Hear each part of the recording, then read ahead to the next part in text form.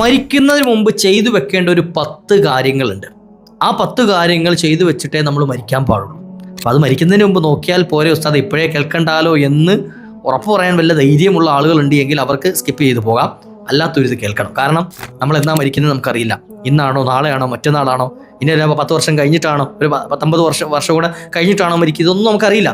എന്നിരുന്നാലും ശരി, ഉടനെ തന്നെ നമ്മൾ പരിഗണിക്കേണ്ട, ചെയ്തു വെക്കേണ്ട ഒരു 10 കാര്യങ്ങൾ, ഉറപ്പായും നമ്മൾ പാലിച്ചിരിക്കേണ്ട ഒരു 10 കാര്യങ്ങൾ ഇൻഷാ അല്ലാഹ് ഞാൻ പറഞ്ഞുതരാം. അല്ലാഹു സുബ്ഹാനഹു വ തആല ഈ പറയുന്നതെല്ലാം പൂർത്തിയാക്കി ഈ ലോകത്തോട് യാത്ര പറയാൻ ഭാഗ്യം നൽകുമാറാകട്ടെ. അല്ലാത്ത പക്ഷം, ഇത് കൃത്യമായി പരിഗണിക്കാതെ ശ്രദ്ധിക്കാതെ പോകുന്ന പക്ഷം വലിയ ദുരന്തം അവരെ കാത്തിരിക്കുന്നുണ്ട്. അള്ളാഹു നമ്മളെ കാത്തുരക്ഷിക്കുമാറാകട്ടെ ഇൻഷാ അല്ലാഹ്. ഏതൊക്കെയാണ് നമ്മൾ ശ്രദ്ധിക്കേണ്ട, മരിക്കുന്നതിന് മുമ്പ് തയ്യാറ് ചെയ്തു വെക്കേണ്ട ആ 10 കാര്യങ്ങളെന്ന് ഇൻഷാ അല്ലാഹ് ഒന്ന് കേട്ടു നോക്കാം. വീഡിയോ മുഴുവനായി കേൾക്കണം, മറ്റുള്ളവരിലേക്ക് എത്തിച്ചു കൊടുക്കണം. മുഴുവനായി കേട്ടാലേ നമ്മൾ എന്താണ് ഈ പറഞ്ഞു വരുന്നത് എന്ന് നിങ്ങൾക്ക് പൂർണ്ണമായി മനസ്സിലാവുകയുള്ളൂ. അള്ളാഹു ഭാഗ്യം നൽകട്ടെ.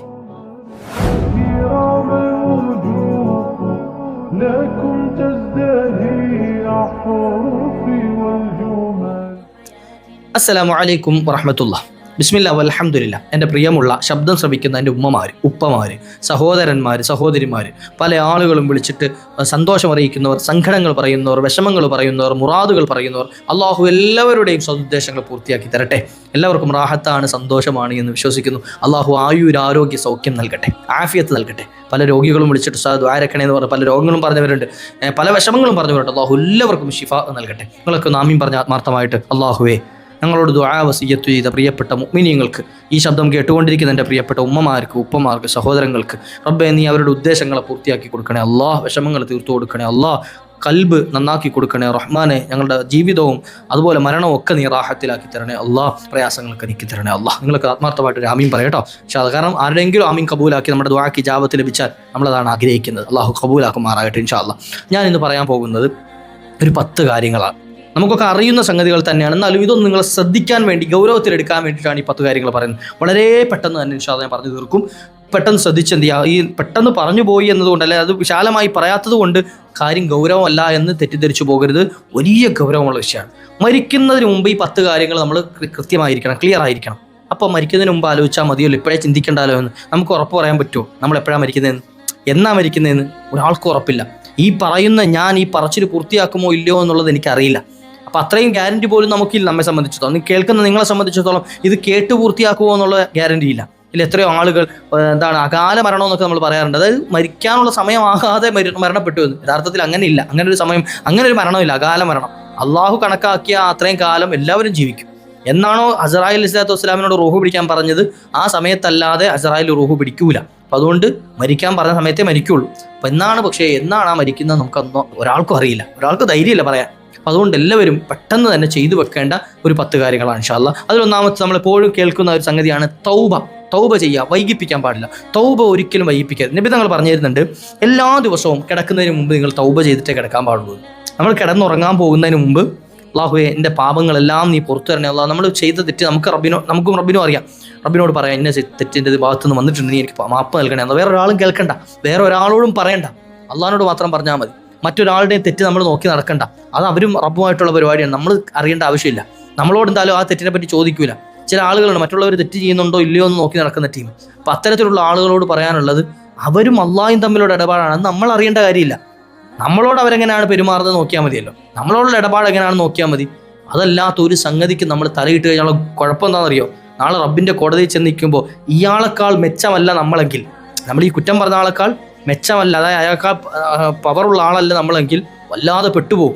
രണ്ടാമത്തെ സംഗതി, അയാൾക്ക് അതുകൊണ്ട് മനസ്സ് വേദനിച്ചു കഴിഞ്ഞാൽ അതിൻ്റെ പേരിൽ അയാൾ ഇവിടുന്ന് പൊരുത്തപ്പെടാതെ നമുക്ക് സ്വർഗം കിട്ടൂല. ഒരുപാട് ഡേഞ്ചറാണ് ആ വിഷയം. അതുകൊണ്ട് ആ വിഷയത്തെ നമ്മൾ തലയിടാൻ പാടില്ല. നമ്മൾ സ്വന്തം കാര്യം റബ്ബിനോട് പറയാം. തൗബ ചെയ്ത് മടങ്ങിയിട്ടേ നമ്മൾ എന്ത് ചെയ്യാൻ പാടുള്ളൂ, ഒരു ദിവസം നമ്മൾ തീർക്കാൻ പാടുള്ളൂ. അള്ളാഹു തൗഫീഖ് നൽകട്ടെ. തൗബ ചെയ്ത് മടങ്ങട്ടെ. അള്ളാഹു നമ്മൾ ചെയ്ത ദുആകളൊക്കെ സ്വീകരിക്കട്ടെ, നമ്മുടെ പാപങ്ങൾ അള്ളാഹു പൊറുക്കട്ടെ. ഒന്നാമത്തെ സംഗതി അതാണ്, തൗബ വൈകിപ്പിക്കരുത് ഒരു കാരണവശാലും. രണ്ടാമത്തത്, നമ്മളെപ്പോഴും പല വീഡിയോകളിൽ നമ്മൾ ഓർമ്മപ്പെടുത്താണ്, നമ്മുടെ ഈ ചികിത്സാപരമായിട്ടുള്ള വീഡിയോ ആയിക്കൊള്ളട്ടെ, എന്തെങ്കിലും പ്രതിഫലം പറഞ്ഞു വരുന്ന വീഡിയോ ആയിക്കോട്ടെ, അതിലൊക്കെ പറയുന്ന ഒരു വിഷയമാണ് നിസ്കാരം ഖളാ ആക്കരുതെന്നുള്ളത്. അതും ഈ വിഷയത്തിൽ ശ്രദ്ധിക്കേണ്ട. അതായത് നമ്മുടെ എന്തെങ്കിലും നിസ്കാരങ്ങൾ ഖളാ ആയി പോയതുണ്ടെങ്കിൽ, ഏതെങ്കിലും നിസ്കാരങ്ങൾ നമ്മൾ 5 വഖത്ത് നിസ്കാരങ്ങളുടെ കൂട്ടത്തിൽ ഖളാ ആയതുണ്ട് എങ്കിൽ, ഇപ്പം ഇന്ന് ഖളാ ആക്കിയില്ല, ഇന്നലെ ഖളാ ആക്കിയില്ല, ആയിക്കോട്ടെ, സന്തോഷമാണ്. എന്നാൽ കഴിഞ്ഞ ദിവസങ്ങളിൽ ഏതെങ്കിലും ഒരു സമയത്തുള്ള നിസ്കാരം ഖളാ ഉണ്ടെങ്കിൽ നമ്മൾ പെട്ടെന്ന് ഖളാ വീട്ടിൽ തീർക്കാം. കലാ വീട്ടി തീർക്കുക. ഇപ്പം ഞങ്ങൾ കലാ ആക്കുന്നില്ലല്ലോ എന്ന് കരുതിയിട്ട് മാറി നിൽക്കാനല്ല, മറിച്ച് ജീവിതത്തിൽ നമ്മളൊന്ന് കണക്ക് നോക്കിയാൽ നമുക്ക് അറിയാൻ പറ്റുമല്ലോ. നമ്മൾ പ്രായപൂർത്തിയായത് മുതൽ ഇന്നോളം വരെയുള്ള നമ്മുടെ ജീവിതത്തിൽ വർഷങ്ങളിൽ എത്ര നിസ്കാരം, ഒരു ആവറേജ് നിസ്കാരം കണക്ക് കൂട്ടിയാൽ നമുക്ക് അറിയാൻ പറ്റുക എത്ര നിസ്കാരം കലാ ആയിട്ടുണ്ടാവും. അത് കുറേ ഞാൻ സുബഹി നിസ്കരിച്ചിട്ടില്ല, കുറേ ദുഹറിൻ്റെ പോയിട്ടുണ്ട്, കുറേ മഗ്രിബ് പോയിട്ടുണ്ട്, ഇശാ പോയിട്ട്, അങ്ങനെ എന്ത് ചെയ്യുക, നമുക്ക് ഒരു കണക്ക് കിട്ടും. നമുക്ക് ആ കണക്ക് കൃത്യമായി കിട്ടിയില്ല എങ്കിൽ എന്ത് ചെയ്യുക, ഒരു ആവറേജ് കണക്കെടുത്താൽ മതി. കൃത്യ എണ്ണം തന്നെ എടുക്കണമെന്ന് നിർബന്ധമൊന്നുമില്ല, നമുക്കത് കഴിയില്ല. അപ്പോൾ ഒരു ആവറേജ് കണക്കെടുത്ത് എന്ത് ചെയ്യുക, അതിലെന്ത് ചെയ്യുക, ആ ആവറേജ് കണക്ക് നമ്മൾ പെട്ടെന്ന് നിസ്കരിച്ച് തീർക്കുക, കലാ നിസ്കരിച്ച് തീർക്കുക. പിന്നെ റബ്ബിനോട് പറക്കുക, അല്ലാഹു എൻ്റെ കഴിവിൻ്റെ പരമാവധി ഞാൻ ചെയ്ത് തീർത്തിട്ടുണ്ട്, നീ എനിക്ക് മാപ്പ് നൽകണേ അല്ലാഹു സ്വീകരിക്കും ഇൻഷാ അല്ലാഹ്. അപ്പോൾ അത് രണ്ടാമത്തത് ചെയ്തു വെക്കുക. മൂന്നാമത്തെ സംഗതി കാണാം, മറ്റുള്ളവരുടെ എന്തെങ്കിലും അവകാശം നമ്മുടെ കയ്യിലുണ്ടെങ്കിൽ അത് തിരിച്ചു കൊടുക്കാം. ആരുടെ നിന്നും കടം വാങ്ങിയിട്ടുണ്ട്, അത് തിരിച്ചു കൊടുക്കാൻ നമ്മുടെ കയ്യിലുണ്ട്, പക്ഷേ അത് കൊടുക്കാതെ ഇങ്ങനെ വെച്ചേക്കാം. അതൊരിക്കലും നല്ല പരിപാടിയല്ല, അത് തിരിച്ചു കൊടുത്തേക്കാം. മറ്റുള്ളവരുടെ എന്തെങ്കിലും, അതിൽ ആരെങ്കിലും എന്തെങ്കിലും പിടിച്ചു പറിച്ചതുണ്ട്, ആരെങ്കിലും സ്വത്ത് അപഹരിച്ചതുണ്ട്, എന്തെങ്കിലും അവരറിയാതെ എടുത്തതുണ്ട്, ആരെങ്കിലും അങ്ങനെയൊക്കെ ഉണ്ട് ഒരുപാട് സംഗതികൾ. ചിലപ്പോൾ നമ്മൾ അറിവില്ലാത്ത സമയത്തൊക്കെ ചെയ്ത തെറ്റുകളുണ്ടാവും, അറിവില്ലാത്ത സമയത്ത് നമ്മൾ സംഭവിച്ചു പോയതുണ്ടാവും. അതൊക്കെ എന്ത് ചെയ്യാം, ഒന്ന് തിരിച്ചു കൊടുത്തേക്കാം. അവിടെ പറയാം എന്താ, തിരിച്ചു കൊടുത്തിട്ട് എന്നോട് മാപ്പാക്കണം പറഞ്ഞ തീരുന്നു, ആ വിഷയം കഴിഞ്ഞോ അവിടെ. അതിലാരും കൊച്ചാക്കാനോ അവിടെ ആരും നിങ്ങളെ നിസാരപ്പെടുത്താനോ ഒന്നും നിൽക്കൂല. ഇനി അങ്ങനെ ചെയ്യുന്നുണ്ടെങ്കിൽ തന്നെ റബ്ബിൻ്റെ അടുക്ക് നിങ്ങൾ വലിയ ആളുകളാവും. അതല്ലേ നമുക്ക് വേണ്ടത്. നമ്മൾക്കൊക്കെ വേണ്ടത് അള്ളാഹിൻ്റെ അടുക്ക് വലിയ ആളാകല്ലേ. അപ്പോൾ അതെന്ത് ചെയ്യാം, ആരുടെയെങ്കിലും അവകാശങ്ങൾ നമ്മുടെ കയ്യിലുണ്ടെങ്കിൽ പെട്ടെന്ന് കൊടുത്തു തീർത്തേക്ക്. അതാണ് മൂന്നാമത്തെ സംഗതി. അല്ലാതെ മരണപ്പെട്ട് കഴിഞ്ഞാൽ കുഴപ്പമെന്ന് അറിയോ, ഈ സംഗതികളെ പറ്റിയിട്ടായിരിക്കും നാളെ ചോദ്യം മുഴുവൻ ഉണ്ടാകുക. നിന്ന് വിയർക്കും, നരകത്തിൽ പോയി കിടക്കേണ്ടി വരും. അള്ളാഹു കാത്ത് രക്ഷിക്കട്ടെ. നാലാമത്തെ സംഗതി, ഖുർആനുമായി ബന്ധം സ്ഥാപിക്കുക. ഖുർആനുമായി ബന്ധം സ്ഥാപിക്കുക എന്ന് പറഞ്ഞാൽ എപ്പോഴും ഖുർആൻ നെഞ്ചത്ത് കെട്ടിവെച്ചുകൊണ്ട് നടക്കുക, അങ്ങനെ ബന്ധിപ്പിച്ച് നടക്കുക, അങ്ങനെയാണോ? അല്ല. ദിവസവും ഒരു പേജെങ്കിലും ഖുർആൻ ഒന്നൊരു സ്വഭാവം ഉണ്ടാക്കിയെടുക്കുക. കാരണം എന്ന് വെച്ചാൽ എന്തറിയോ, ഈ ഖുർആൻ നാളെ മഹ്ശറിൽ കൊണ്ടുവരുമെന്ന്. നമ്മൾ ഓതുന്ന ഖുർആനെ മഹ്ശറിൽ കൊണ്ടുവരിക. അപ്പോൾ ചില ആളുകൾക്ക് ഖുർആൻ സാക്ഷി നിൽക്കും. അതായത് ഇയാൾ എന്നെ പാരായണം ചെയ്യുന്ന ആളാണ്, അയാളെ സ്വർഗ്ഗത്തിൽ വിടാതെ ഞാൻ അടങ്ങൂല എന്ന് പറയും, അയാളെ സ്വർഗ്ഗത്തിൽ കടത്തി വിടും. ചില ആളുകൾക്ക് എതിരായിട്ട് എന്ത് ചെയ്യും, ഖുർആൻ സാക്ഷി, അതായത് ഇയാൾ എന്നെ പരിഗണിക്കാത്തവനാണ്, ഇയാൾ ചെയ്ത നന്മകളൊക്കെ കണക്കാക്കി അയാളെ സ്വർഗ്ഗത്തിൽ വിട്ടാലും ശരി, ഇയാളെ നരകത്തിലാക്കാതെ ഞാൻ അടങ്ങൂല എന്ന് പറയും. അള്ളാഹ് ചിലപ്പം കണക്കാക്കിയിട്ട് സ്വർഗ്ഗത്തിൽ വിടാനുള്ള എന്താണ് പ്ലാനിൽ നിൽക്കുമ്പോഴായിരിക്കും ആര് എന്ത് ചെയ്യുന്നത്, എതിരെ നിൽക്കുന്നത്. ഖുർആൻ വന്ന് എതിരെ സാക്ഷി നിൽക്കുക, നമ്മളെ നരകത്തിലേക്ക് വലിച്ചുകൊണ്ട് പോകുന്നു. അപ്പോൾ അതാകാൻ പാടില്ല. അപ്പോൾ ഖുർആനായിട്ടൊരു ബന്ധം സ്ഥാപിക്കുക എന്ന് പറഞ്ഞാൽ എല്ലാ ദിവസവും ഖത്ത് ഓതുക എന്നല്ല. എല്ലാ ദിവസവും ഖത്ത് ഓതുക എന്നുള്ളത് മഹാന്മാരുടെ ഒരുപാട് ആളുകളുടെ ജീവിതം. ഉസ്മാൻ റളിയല്ലാഹു അൻഹു, മഹാനായ ഷാഫി ഇമാമിൻ്റെ ഒക്കെ ചരിത്രം പറയുന്നത് എല്ലാ ദിവസവും ഓരോ ഖത്ത് ഓതുമായിരുന്നു. റമദാൻ ആയിക്കഴിഞ്ഞാൽ ഷാഫി ഇമാമിൻ്റെ ചരിത്രം പറയുന്നത് 2 ഖത്ത് ഓതുമായിരുന്നു ഒരു ദിവസം കേട്ടോ. ഒരു ദിവസം, റമദാൻ മൊത്തത്തിലല്ല, ഒരു ദിവസം കൊണ്ട് 2 ഖത്ത് ഓതുമായിരുന്നു. അതുപോലെ നമുക്ക് ചെയ്യാൻ കഴിഞ്ഞില്ല എങ്കിലും ഒരു പേജെങ്കിലും ദിവസവും മുടങ്ങാതെ അല്ലാഹു തൗഫീഖ് നൽകട്ടെ. ഖുർആനുമായി ബന്ധം സ്ഥാപിക്കുക. അഞ്ചാമതായി കാണാം, മാതാപിതാക്കളോട് നന്മ കാണിക്കുക, മാതാപിതാക്കളോട് നന്മ ചെയ്യുക. അപ്പോൾ അത് വിശാലമായി ചർച്ച ചെയ്യേണ്ട ഒരു വിഷയമാണ്, ഞാൻ പെട്ടെന്ന് പറഞ്ഞു പോകുന്നേ ഉള്ളൂ. അവരോട് എന്ത് ചെയ്യുക, ഗുണം കാംക്ഷിക്കുക. അഞ്ചാമതായി കാണാം ഇസ്തിഗ്ഫാറുകൾ കൂടുതൽ. ആറാമതായി കാണാം ഇസ്തിഗ്ഫാറുകൾ കൂടുതൽ അധികരിപ്പിക്കാം. ഇസ്തിഗ്ഫാറുകൾ അധികരിപ്പിക്കുക എന്ന് പറഞ്ഞാൽ എന്ത് ചെയ്യുക, ദിവസവും കുറഞ്ഞതൊരു 100 തവണയെങ്കിലും അസ്തഗ്ഫിറുല്ലാഹൽ അദീം. ഇതെന്തിനു വേണ്ടിയിട്ടാണെന്ന് അറിയും, മരിക്കുന്നതിന് മുമ്പ് നമ്മളൊരു ശീലമാക്കി വെക്കണം.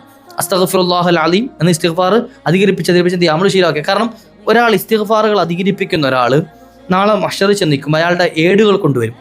ഏടുകൾ കൊണ്ടുവരുന്ന സമയത്ത് ഇയാൾക്ക് ഏറ്റവും കൂടുതൽ സന്തോഷിക്കാനുള്ള വക ഉണ്ടാകുന്നത് ഈ ഇസ്തിഗ്ഫാർ ആയിരിക്കും. ആ ഏട് നോക്കിയിട്ട് ഏറ്റവും കൂടുതൽ മഹദി ആയിഷ ബീവി പറയാണ്, തൂബ ലിമൻ വുജിദ ഫീ സ്വഹീഫത്തിഹി ഇസ്തിഗ്ഫാറൻ കസീറ. ആ ഹദീസ് അവിടുത്തെ മഹദി ആയിഷ ബീവി പറയുന്നത്, ഒരാൾക്ക് അയാളുടെ ഏടിൽ ഒരുപാട് ഇസ്തിഗ്ഫാറുകൾ അധികരിപ്പിച്ചതായി കാണാൻ കഴിഞ്ഞാൽ അയാൾക്കാണ് ഏറ്റവും വലിയ സന്തോഷം. അള്ളാഹു അങ്ങനെ അധികരിപ്പിക്കാനുള്ള ഭാഗ്യം നൽകട്ടെ. മരിക്കുന്നതിന് മുമ്പ് ചെയ്തു വെക്കാനുള്ള ഇതൊക്കെ, ഇത് മരിച്ചു കഴിഞ്ഞിട്ട് ഇസ്തിഗ്ഫാർ ചെല്ലാന്ന് പറഞ്ഞാൽ ആർക്കും നടക്കൂല. ആറാമത്തെ സംഗതി. ഏഴാമത്തെ സംഗതി കാണാം, എന്ത്, ജീവിതത്തിൽ സ്വതക്ക ശീലമാക്കാം. സ്വതക്കം വെച്ചാൽ കുറേ കൊടുക്കണമെന്നല്ല പറഞ്ഞതിൻ്റെ അർത്ഥം. എന്ത് ചെയ്യുക, ഉള്ളതിൽ നിന്നൊരു പങ്ക്. ഇപ്പോൾ ഒരു 10 രൂപ നമ്മളുടെ കയ്യിലുണ്ട്, അതിൽ 1 രൂപ നമുക്ക് ആർക്കെങ്കിലും കൊടുക്കാൻ പറ്റുമെങ്കിൽ എന്ത് ചെയ്യുക, അങ്ങനെ ശീലമാക്കാം. 1 രൂപ ഇനി ആർക്കും കൊടുക്കാൻ കഴിഞ്ഞില്ല, അപ്പോൾ 1 രൂപ ആർക്കെങ്കിലും കൊണ്ട് കൊടുത്താൽ അവരെന്നെ പറ്റി എന്തെങ്കിലും പറയും, വേണ്ട, ഏതെങ്കിലും പള്ളിപ്പാട്ടയിൽ, അത് പള്ളിയുടെ പണി നടക്കുന്നുണ്ട്, ആ പള്ളിപ്പാട്ടയിലേക്ക് കൊണ്ടിട്ടേക്കാം അല്ലേ. അല്ലെ ഏതെങ്കിലും സാധുക്കളെ സഹായിക്കുന്നതിൻ്റെ ഒരു ഫണ്ട് ശേഖരിക്കാനുള്ളൊരു ബോക്സ് വെച്ചിരിക്കുന്നു, അതിലേക്ക് ഇടാം. നമ്മുടെ നീയത്താണ് റബ്ബ് നോക്കുന്നത്, നമ്മുടെ നീയത്താണ് അള്ളാഹു നോക്കുന്നത്. എന്ത് ചെയ്യുക, അള്ളാഹു എൻ്റെ ഇതുള്ളൂ, എനിക്ക് നീ ബർക്കത്ത് ചെയ്യണേ അള്ളാഹ് എന്ന് പറഞ്ഞാൽ അത് കിട്ടുക. അത് ശീലമാക്കാം. ദിവസവും അങ്ങനെ എന്തെങ്കിലുമൊക്കെ ഒരു സ്വതക്ക ചെയ്യുന്ന സ്വഭാവം ഉണ്ടാക്കി എടുത്തു കഴിഞ്ഞാൽ അയാൾ മരിക്കുന്നതിന് മുമ്പ് ചെയ്തു വെക്കാൻ പറ്റിയ ഏറ്റവും നല്ല അമലതാണ്.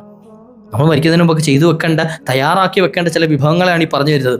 അത് 8ാമത്തെ സംഗതി കാണുന്നത്, നല്ല സ്വഭാവം വളർത്തിയെടുക്കാം. ഇപ്പം നമ്മൾ എങ്ങനെ ആയിക്കോട്ടെ, ഇതുവരെ നമ്മൾ എങ്ങനെ ആയിക്കോട്ടെ, നമ്മുടെ സ്വഭാവം എത്ര ദുഷിച്ചതായിക്കോട്ടെ, മരുമക്കളോടും പരോക്ഷമായി പെരുമാറുന്ന ആളായിക്കോട്ടെ, അല്ലെങ്കിൽ പരുഷമായി, അതുപോലെ അമ്മായിയമ്മയോട് അങ്ങനെ പെരുമാറുന്നവരായിക്കോട്ടെ, ഭർത്താവിനോട് ഇങ്ങനെ ആവട്ടെ, ഭാര്യയോട് ഇങ്ങനെ ആവട്ടെ, എന്തും ആയിക്കോട്ടെ, അല്ലെങ്കിൽ കൂട്ടുകാരോട് അങ്ങനെ ആകട്ടെ, അയൽവാസികളോട് അങ്ങനെ, അതൊന്നും നമ്മൾ ഇനി പരിഗണിക്കണം. എന്ത് ചെയ്യാം, ഇന്നു മുതൽ ഞാൻ നന്നാകുക. എന്ത് ചെയ്യാം, മറ്റുള്ളവർക്ക് എന്നെ കൊണ്ടൊരു മോശം ഉണ്ടാകാൻ പാടില്ല, എന്നെ കൊണ്ട് മറ്റുള്ളവർക്ക് ഒരു ഇടങ്ങേറുണ്ടാകാൻ പാടില്ല. ആരെന്തും ചെയ്തോട്ടെ, എന്ത് ചെയ്യുക, ഞാൻ റബ്ബിനെ പേടിച്ച് ജീവിക്കുന്ന ഒരാളാകാം. നല്ല സ്വഭാവം ഉണ്ടാക്കിയെടുക്കാം. ഗുണം എന്താ അറിയോ? നമ്മൾ എങ്ങനെ സ്വഭാവം ഉണ്ടാക്കിയെടുത്ത ഒരാൾ നമ്മൾ മരണപ്പെട്ട് കഴിഞ്ഞാൽ നമ്മെപ്പറ്റി ആരെങ്കിലും 4 സ്വാലിഹീങ്ങൾ നല്ലത് പറഞ്ഞാൽ നല്ല ആളായിരുന്നു, ഇനി മുമ്പ് എങ്ങനെ ആയിക്കോട്ടെ, അയാൾ ഇപ്പോൾ നന്നായിട്ട് മരിച്ച ആളാണ്, നന്നായ ആളാണ് എന്ന് 4 ആളുകൾ പറഞ്ഞാൽ അയാൾ സ്വർഗാവകാശിയാണ് എന്ന് സയ്യിദുനാ റസൂലുള്ളാഹി സ്വല്ലല്ലാഹു അലൈഹി വസല്ലം. നമുക്കതല്ലേ വേണ്ടത്. അള്ളാഹു അങ്ങനെ ആക്കി തരട്ടെ. അപ്പം നല്ല സ്വഭാവം ഉണ്ടാക്കിയെടുക്കാം. 9ാമത്തത്, എപ്പോഴും മരണത്തെ സംബന്ധിച്ച് ഓർമ്മ ഉണ്ടാകുക. എപ്പോഴും ഞാൻ മരിക്കുമല്ലോ എങ്ങനെ പറഞ്ഞുകൊണ്ടിരിക്കണം എന്നല്ല പറഞ്ഞതിൻ്റെ അർത്ഥം. നമ്മൾ എന്ത് ചെയ്യുമ്പോഴും മരിക്കും എന്നുള്ളൊരു ചിന്തയോട് കൂടിയിട്ട് ചെയ്യുക. അതായത് ഇപ്പോൾ നമ്മൾ നിസ്കാരത്തിലേക്ക് നിസ്കരിക്കാൻ പോവാണ്, ഞാൻ മരിക്കണമല്ലോ, ഇതിന് ചിലപ്പോൾ എൻ്റെ അവസാനത്തെ നിസ്കാരമായിരിക്കാം എന്ന് കരുതിയിട്ടാണ് ഒരാൾ നിസ്കരിക്കുന്നതെങ്കിൽ ആ നിസ്കാരത്തിൽ എത്ര ശ്രദ്ധ ഉണ്ടാവും അല്ലേ? നമുക്കിപ്പോൾ ഉദാഹരണം പറഞ്ഞാൽ അസ്രായിൽ സ്വല്ലല്ലാഹു അലൈഹി വസല്ലം വന്നിട്ട് നമ്മുടെ അടുത്ത് പറയണത്, ഇന്ന് വൈകുന്നേരം വരെ, ഇന്നൊരു സമയം പറഞ്ഞാൽ 6 മണി വരെ നിങ്ങൾക്ക് ആയുസുള്ളൂ, 6 മണിയാകുമ്പോൾ ഞാൻ നിങ്ങളുടെ റൂഹ് പിടിച്ചുകൊണ്ടോ, അത് നിങ്ങൾക്ക് ഇഷ്ടമുള്ള സംഗതികളൊക്കെ ചെയ്തോ എന്ന് പറഞ്ഞു. ഏറ്റവും നല്ല കാര്യം, നമ്മൾ അവസാന സമയത്ത് ചിലപ്പോൾ നമ്മൾ എന്ത് ചെയ്യും, ചിലപ്പോൾ നിസ്കരിക്കും, നമ്മൾ എന്തെങ്കിലും സൽക്കർമ്മങ്ങളൊക്കെ ചെയ്യും, ഖുർആൻ ഓതും, കാരണം എന്തെങ്കിലുമൊക്കെ ചെയ്ത് നന്നാവണമല്ലോ.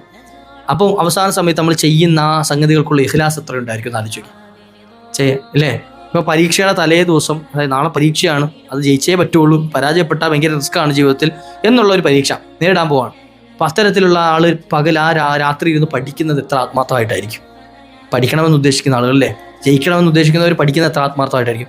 ഇതേ ചിന്തയോട് കൂടിയിട്ടായിരിക്കും മരണത്തെ എപ്പോഴും ഓർത്ത് കഴിഞ്ഞാൽ നമ്മുടെ വിഭാഗത്തുകൾ ഉണ്ടാകും. അപ്പോൾ അതുകൊണ്ട് എന്ത് ചെയ്യുക, മരണത്തെ സംബന്ധിച്ച് ഞാൻ മരിക്കുമല്ലോ റബ്ബേ, അപ്പോൾ അതിന് മുമ്പ് എന്ത് ചെയ്യുക, നല്ലതാകണം, നല്ലതുപോലെ ചെയ്യണം എന്നൊരു നിയത്ത് കൽവിലുണ്ടാവും. മരണത്തെ എപ്പോഴും ഓർത്തുകൊണ്ടിരിക്കുക. 10ാമത്തെ സംഗതി എന്ത് ചെയ്യുക, ഇതൊക്കെ ഉണ്ടെങ്കിലും, ഈ സംഗതികളൊക്കെ നമ്മൾ ചെയ്യുന്നുണ്ടെങ്കിലും അള്ളാഹുവിൽ നല്ല പ്രതീക്ഷ വെക്കുക.